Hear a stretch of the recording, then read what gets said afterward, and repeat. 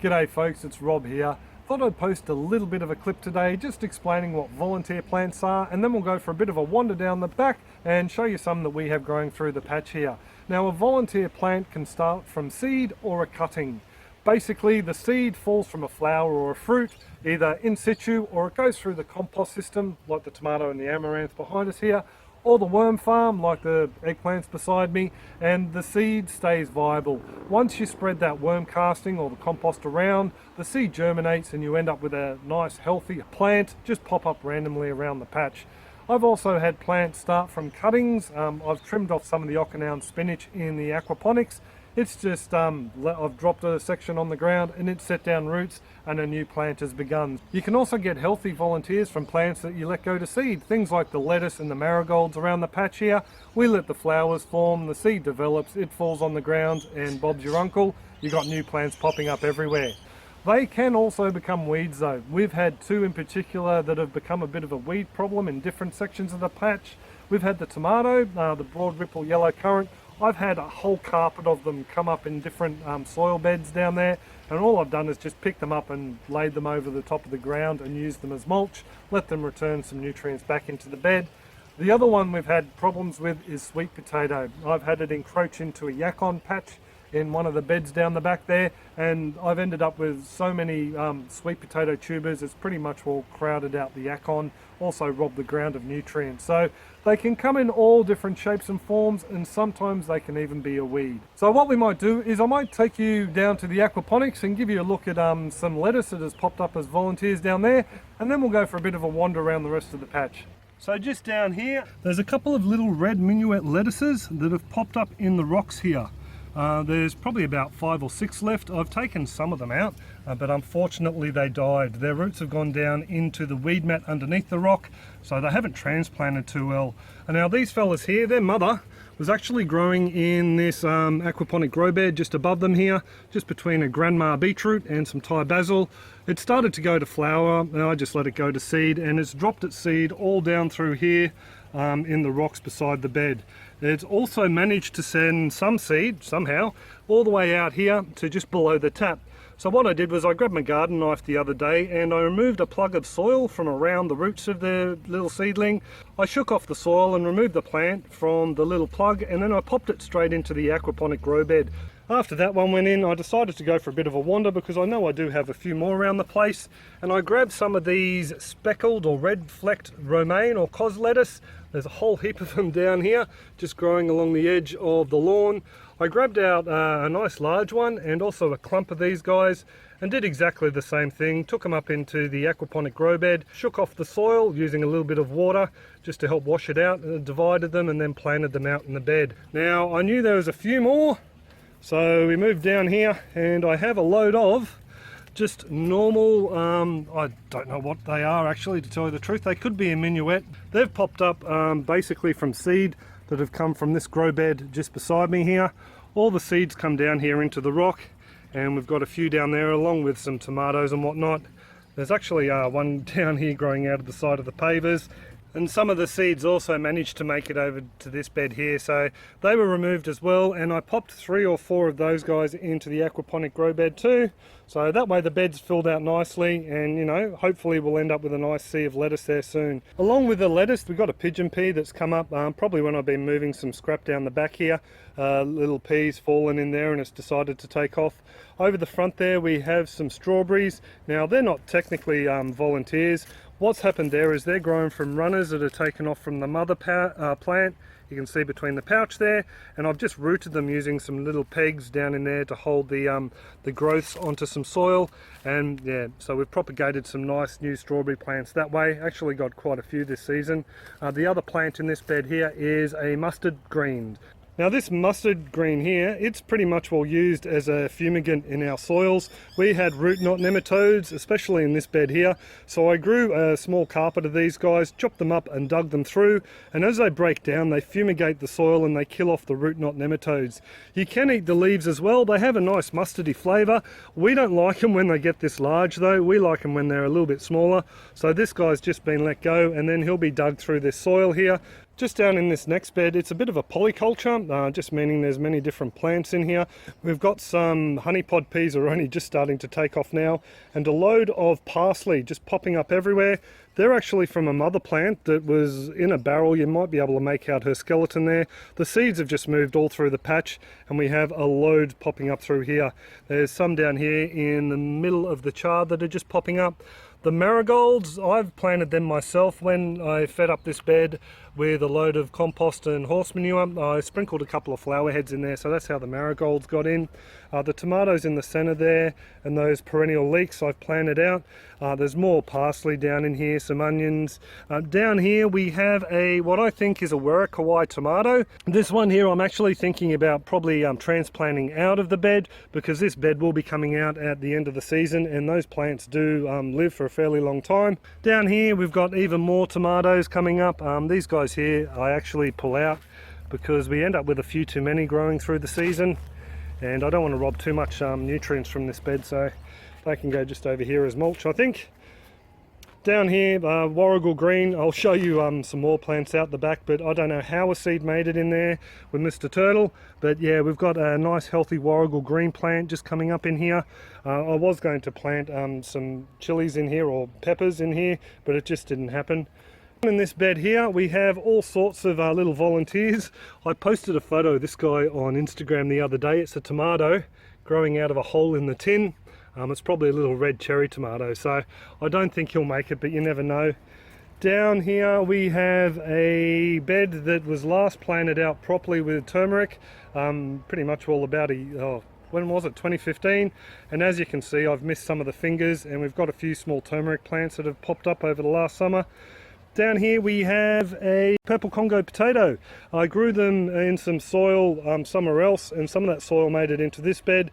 After I harvested the turmeric, I just used it to fill up the big crater that was left, and as a result we've had 2 or 3 crops of volunteer purple Congo potatoes, and I dare say we're going to have a few more that will be ready very soon. Down the front here is our perpetual leeks, or some people call them perennial leeks. These guys here, you plant the mother plant and then they send off little seedlings, or little pups I suppose you'd call them, all around the base of the mother. A fantastic plant, not really a volunteer, but these, perpetual leeks, they're just something that keeps giving you more and more leeks all the time. With these guys too, you don't have to wait until they get too large like a traditional leek. I mean, they're that prolific. Just looking down in there, you can nip off half a dozen of these guys and throw them in where you'd normally put a medium-sized leek. Down here we have a parsley. Now this one here, like the rest, would have come from this grandma here. She went to seed last season, and yeah, that's pretty much where all the little plants from around this patch have germinated from. In this barrel here we also had some warrigal greens come up, and I've just pretty much left that barrel be with volunteer warrigal greens and the parsley. And down in this bed here, there's just a sea of volunteer warrigal greens. We might actually nip out the back, and I'll show you some more just growing down in that corner. Down here is our mother warrigal green bed, or New Zealand spinach bed, and it's just going absolutely burko this winter. This winter's been a fairly mild one, and it's really loving it. Also had a fair amount of rain, which helps. These guys here, absolutely fantastic spinach substitute, native to Southeast Asia, Chile, Australia, New Zealand. So absolutely phenomenal plant to grow. Pretty much all perennial here. Down here you can see a sea of seedlings that have popped up. They've come from these little fellas here. These are the funky seeds that the plant gives you, and they pretty much all come from these little yellow flowers. So a very prolific plant in the respect that once you have it and it's set seed, you're always going to have some popping up around the place. What I like to do is just chop off all the leaders that come around down outside of the bed. There's a load here, and there's also a load on the other side over there, and also down the front. Trim it back so it's just onto the bed, and then all those leaves, I'll take them up and I'll blanch them and pop them into bags after they've been drained and thrown into the freezer. And then whenever we want a sag or a palak or something like that, or Bianca makes a wicked spinach pasta, we just throw some of this stuff straight into the pot, and there you go, nice and easy fast food. It's one plant we love growing, and I can't really imagine having a garden without this stuff now. Just to give you another look at this side of the bed, that's the warrigal spinach I got to chop off this week and blanch up, ready for the freezer. Just down here next to it we have a comfrey that escaped a little black nursery pot. This is the spot where the nursery pot was being kept underneath the lemon tree that was here, and this is grown from a little root section that escaped one of the drainage holes. The rest of the comfrey is just through there, just through the insect netting in a wicking barrel. So the comfrey is one of those plants that can actually be a curse if you don't want it in the patch. I've seen people try and get rid of this stuff and they have a real bugger of a time trying to get rid of it. So for us though, we don't mind it. We're going to have some bananas and other trees down here and don't mind a bit of comfrey growing underneath them. Down here I think this is actually a celery. It looks a bit like a parsley, but I think it's a celery just the way the leaves are all growing up. We have a little volunteer warrigal green that's just growing in some soil here. Just next to this comfrey we have a red amaranth. We grew these as a leafy green a couple of years back and they've just taken off and they're growing pretty much all around the patch in a few positions. Just over here we've got a couple more. This is actually next to where the old chicken coop used to be. Down there we've got some broad ripple yellow currants, I take it, and another amaranth. Just behind that amaranth in this little wicking root pouch garden we have one pouch that has a bit of a trifecta. It's got the purple eggplant that's come up probably from worm castings when we've thrown some scraps out and the seeds popped up from there. We have some coriander down here that's also set seeds, so they'll fall on the ground here and you know we'll get another crop. And then we've also got purslane. This is basically, a lot of people think of it as a weed. It's got a nice little lemony zing to it, so we throw it in salads. I know other people that throw it stems and all into stir fries and whatnot. Just down in front of this little bag we have a Cape gooseberry. There was a plant growing in that turmeric and galangal bed over there, which was right next to the chicken coop here. And I'd say, yeah, a couple of fruit have ended up either going through the chicken's digestive tracts or just fallen on the ground here, and we've got a couple of them popping up. So a load of different volunteers around the place. Underneath the mango tree, just below or behind the beehive there, we have some tomatoes. These guys have probably popped up again from the chickens. This used to be their day pen area. So yeah, we've already got a couple of little tomatoes on there. And I did notice there is another one down the back here that also has some tomatoes set. So some yellow currant tomatoes down there as well. So other plants we get popping up around the place are basil. I mean, everyone who lets their basil go to flower, you're going to end up with basil popping up here and there. We have a fair bit of Thai basil pop up in the beds out the front, and in the two top beds here in the hoop house we get small basil seedlings spontaneously popping up as well. Nothing like the parsley though. That parsley in that second bed has totally blown me away. Now, if you want to encourage volunteers in the patch with the herbaceous things like your lettuce and your herbs and your flowers, things like that, the best way to go about it is let them flower, let the seed fall where it will, and you will have them popping up around the patch. Another way you can do it if you want to be a little bit sneaky is to pop it in with some partially finished compost or in your worm farm. The worms won't consume the seeds, or not all varieties of seeds that is, and you'll get seeds come out in the castings or in the compost themselves. One of the best plants we had, or best producers we had this season, was a pumpkin that grew out of some worm castings we got from Brian the Worm Man. Thank you, mate. We've got about a dozen really nice sized pumpkins from that plant. It took up about a third of the backyard, but it was well worth it. Sometimes too with these plants that grow from volunteers, you'll find they'll have a lot more vigor. This pumpkin that grew this year, it's been our best performing pumpkin compared with all the ones that I've sown out as seeds. I think the last pumpkin that did this well was actually a volunteer out the front. One of the first videos we posted to YouTube was a volunteer out the front that Kira went and helped me pollinate the flower on. So I hope you all enjoyed that little bit of a look at the volunteers and how we use them around the patch, or just leave them be in some cases.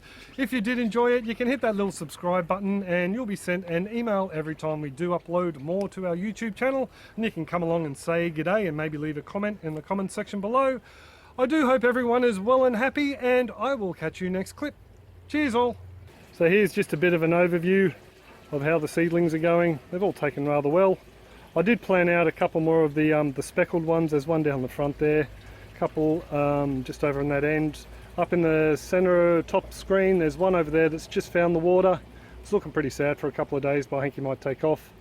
Another minuet, and just over there I popped in a parsley the other day as well, so just to try and fill the bed out a bit.